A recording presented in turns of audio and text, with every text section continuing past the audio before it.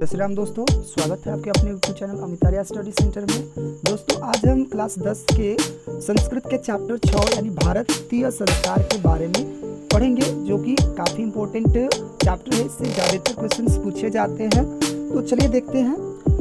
देखिए इसमें पहले का क्वेश्चन दे रखा है, चरित्र का निर्माण किससे होता है? संस्कारों से, वैर भावनाओं से, अशांति से, इनमें से कोई नहीं। तो देखिए मैं आपको बता दूं कि यदि आपका चरित्रवान बनना है आपको, तो आपके अंदर संस्कार होना जरूरी है, जो कि आपका ए नंबर सही हो जाएगा आंसर। चलिए दूसरा का क्वेश्चन कह रहा है कि शेषव संस्कार कितने हैं, यानी शेषव अवस्था में कितने संस्कार होते हैं? 6, 5, 4, 3। शाबाश, तो आपका यही हो जाएगा राइट आंसर, ए नंबर यानी 6। शेषव अवस्था में कई संस्कार 6 संस्कार होता है जी। आगे अब करा कि अंत्येष्टि संस्कार कब होता है? अंत्येष्टि यानी देखिए अंत्येष्टि, अंत मतलब अंत कब होगा? जब इंसान मर जाएगा। तो अंत्येष्टि संस्कार का नाम होता है मरने के बाद, यानी जिसे दाह संस्कार कहा जाता है। तो आपका राइट आंसर हो जाएगा ए। ठीक है, आगे क्वेश्चन देखते हैं। कर साहित्य ग्रंथों में किस शांत संस्कार का नामांतर क्या है? उपनयन, समावर्तन, वेदारंभ, गोदान। यानी संस्कृत ग्रंथ में किसांत संस्कार के अंतर्गत कौन से संस्कार आते हैं, वही आपसे क्वेश्चंस पूछा है। तो राइट इसका आंसर हो जाएगा गोदानम। आगे क्वेश्चन कर रहा है पाणी ग्रहण किस संस्कार में होता है? शैक्षणिक संस्कार, शेषव संस्कार, विवाह संस्कार, जन्मपूर्व संस्कार। यानी पाणी ग्रहण, तो देखिए पानी ग्रहण कब कराया जाता है? पानी का ग्रहण यानी पानी दिया जाता है विवाह संस्कार में। तो आपका सी नंबर आंसर सही हो जाएगा। ठीक है, अब चलिए देखते हैं छठवां क्वेश्चन। कह रहे संस्कार कितने होते हैं? तो देखिए संस्कार जो होते हैं वो 16 होते हैं। कुल संस्कार कितने होते हैं? 16 होते हैं। ठीक है, आगे संस्कार प्रायः कितने प्रकार के होते हैं? प्रायः, अब देखिए प्रायः जब भी कहेगा तो 5 होगा। ठीक है, लेकिन संस्कार कितने होते हैं तो 16 का भी लिखेगा तो 16 भी हो जाएगा। 16 मतलब 16 होता है, अंक में दिया हो तो आप 16 मारिएगा। अब ये देखिए प्रायः कहा है ना, तो संस्कार प्रायः मतलब यही 5 गो है, वो अलग अलग बंट जाता है। जैसे जन्म से पहले 3 गो, जन्म लेना के बाद मतलब आपका 6 जो भी होता है 6, उसके बाद फिर शैक्षणिक संस्कार, विवाह संस्कार, मृत्युपरांत संस्कार, ये सभी को मिला के 16 संस्कार हो जाते हैं। ठीक है, आगे देखते हैं। 7 नंबर क्वेश्चन कह रहा है संस्कार प्रायः कितने प्रकार के होते हैं? ये तो आपने टिक कर लिया, कितने प्रकार के? 5। अगला क्वेश्चन कह रहा है जीवन के सभी मुख्य अवसरों पर किसका आशीर्वाद अपेक्षित था?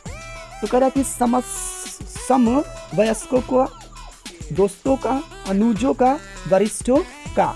तो इसका राइट आंसर हो जाएगा आपका 4 यानी डी, वरिष्ठों का, जिसका हिंदी होता है बुजुर्गों का आशीर्वाद लेना आवश्यक होता है।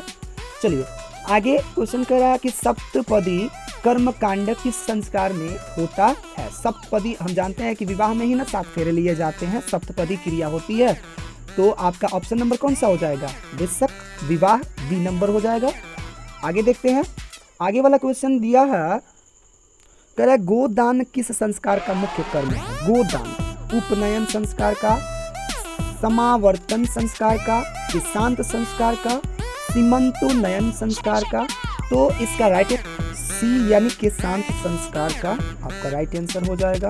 अगला क्वेश्चन कह रहा है कि कन्यादान किस संस्कार में होता है? अब बताओ तो कन्यादान किस संस्कार में होता है? अरे शादी होता है तभी ना कन्या का दान किया जाता है। तो आपका विवाह संस्कार में ही ना शादी होता है। तो आपका राइट आंसर इसमें ऑप्शन खोजेंगे विवाह संस्कार में। किसके लिए? कन्यादान के लिए। कैसे कन्यादान किस में होता है? विवाह में। विवाह के उपरांत ही तो कन्यादान की जाती है। अगला क्वेश्चन कह रहा है कि अंतिम शिक्षा संस्कार का नाम क्या है? अंतिम यानी शिक्षा के अंतिम संस्कार का नाम पूछ रहा है। उपनयनम, समावर्तनम, अक्षारंभ और वेदारंभ। तो देखिए ये अंतिम जो शिक्षा का अंतिम संस्कार होता है वो समापवर्तन होता है। समावर्तनम यानी समाप्ति, जब खत्म हो जाता है सब कुछ, तो उस संस्कार का नाम होता है समावर्तनम। ठीक है, ऑप्शन नंबर बी सही हो जाएगा। आपका 13 नंबर क्वेश्चन कह रहा है विवाह संस्कार के अंतर्गत क्या नहीं आता है? क्या नहीं आता है यानी विवाह में कौन सी क्रिया नहीं होती है? गोदानम, वागदानम, कन्यादानम, सिंदूरदानम। अब देखिए समझिए तो वागदानम यानी वचन तो लिया ही जाता है, 7 फेरों के वचन, 7 जन्मों के वचन, और कन्या का तो दान किया ही जाता है। सिंदूर तो ही दिया जाता है, सिंदूर दान भी होता है। आपका विवाह में कहीं देखा है का कि गाय को दान दिया जाए? नहीं। तो आपका आंसर ए नंबर सही हो जाएगा। अगला क्वेश्चन कह रहा कि शैक्षणिकाः संस्काराः कति सन्ति, यानी शैक्षणिक शिक्षा संस्कार कितने होते हैं? वही क्वेश्चन पूछा है। तो देखते हैं इसका ऑप्शन।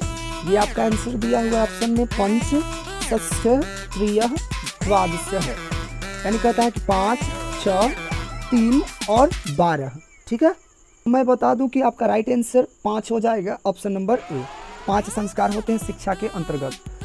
आगे कह रहा है कि सीमंतोन्नयन किस संस्कार का संस्कार है? जन्म पूर्व संस्कार, शैशव संस्कार, शैक्षणिक संस्कार, और इनमें से कोई नहीं। यानी कह रहा है कि सीमंतोन्नयन किस संस्कार के मतलब किस संस्कार के अंतर्गत आता है? तो देखिए ये वो संस्कार होता है सीमंतोन्नयनम, तो क्या कि ये जन्म से पहले ही हो जाता है, जैसे गर्भधारण या फिर गर्भरक्षक, ये सभी आपका सीमंतोन्नयनों के अंतर्गत आ जाता है। जन्म से पहले ही ये सीमंतोन्नयनम जो होता है संस्कार वो किया जाता है। ठीक है, आगे क्वेश्चन कह रहा है कि प्राचीन काल में शिष्यों को क्या कहा जाता था? देखिए आज के स्टूडेंट जो होते हैं वो आपके मतलब गुरुवर के मतलब या फिर संस्कार रहित होते हैं, मतलब हीन हो जाते हैं, लेकिन प्राचीन काल के जो शिष्य होते थे उनको क्या कहा जाता है, ये क्वेश्चन पूछ रहा है। तो छात्र, ब्रह्मचारी, धनुधारी और अंतेवासी। तो मैं बता दूं आपको कि प्राचीन काल में जो स्टूडेंट होते थे, विद्यार्थी होते थे, वो ब्रह्मचारी कहलाते थे। क्या कहलाते थे? ब्रह्मचारी, यानी एकदम ब्रह्मचार्य व्रत का धारण करके अपने अध्ययन की पूर्ति करते थे गुरुकुल में जाकर। ठीक है, अगला क्वेश्चन कह रहा है प्राचीन संस्कृति की पहचान किससे होती है? यानी प्राचीन मतलब संस्कृति की पहचान जो होती है वो किससे की जाती है? धर्मों से, संस्कारों से, कर्मों से, धन से। तो मैं बता दूं आपको कि प्राचीन काल की जो पहचान है वो आपका संस्कार से ही पता चलता है। संस्कार से ही व्यक्ति का भी और प्राचीन संस्कृति का भी पता चल जाता है कि मतलब किस प्रकार की संस्कृति है। ठीक है, अगला क्वेश्चन देखते हैं। अगला क्वेश्चन कह रहा है कि जन्म पूर्व कितने संस्कार हैं? जन्म से पहले कितने संस्कार होते हैं? ऑप्शन दिया 7, 5, 3, 8। तो मैं बता दूं आपको कि जन्म से पहले 3 प्रकार के संस्कार होते हैं। गर्भधारण ऐसे वगैरह, सीमंतोन्नयनम, ये सब गर्भरक्षक, तीनों संस्कार ये जन्म से पहले ही होते हैं। अगला क्वेश्चन कह रहा है कि मनुष्य गृहस्थ जीवन में कब प्रवेश करता है?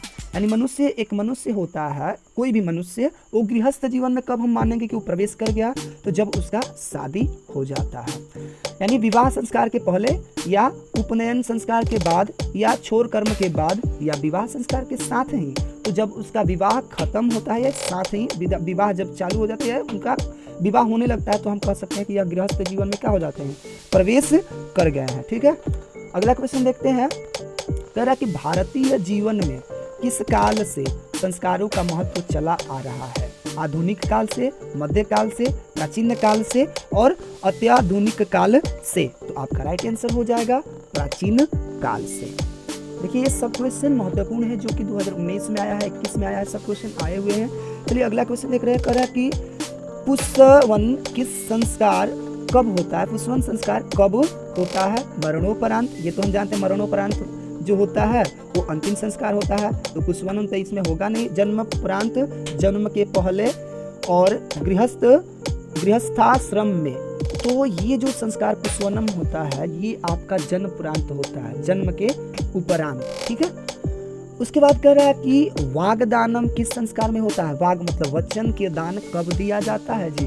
तो उपनयन, विवाह, पुष्पवनम और निष्क्रमण। तो आपका राइट आंसर हो जाएगा बी, यानी विवाह संस्कार में क्या होता है? वागदान दिया जाता है। अगला क्वेश्चन है, कह रहा है कि भारतीय संस्कृति की अद्वितीय विशेषता क्या है? संस्कार, धर्म, जाति, संप्रदाय। तो आपका राइट आंसर हो जाएगा ए, यानी संस्कार। यानी भारत की संस्कृति अद्वितीय विशेषता क्या है? इस संस्कार से इनकी विशेषता है। तो चलिए आज हम आपका 6 चैप्टर के ऑब्जेक्टिव को पूरा करा चुके हैं। तो यदि आपको वीडियो अच्छा लगा हो तो अपने दोस्तों के साथ भी शेयर कीजिए और वीडियो को सब्सक्राइब, लाइक कीजिए। और यदि आगे भी आपको चाहिए किसी भी सब्जेक्ट में तो आप कमेंट में अवश्य लिखें। Thank you, I love you.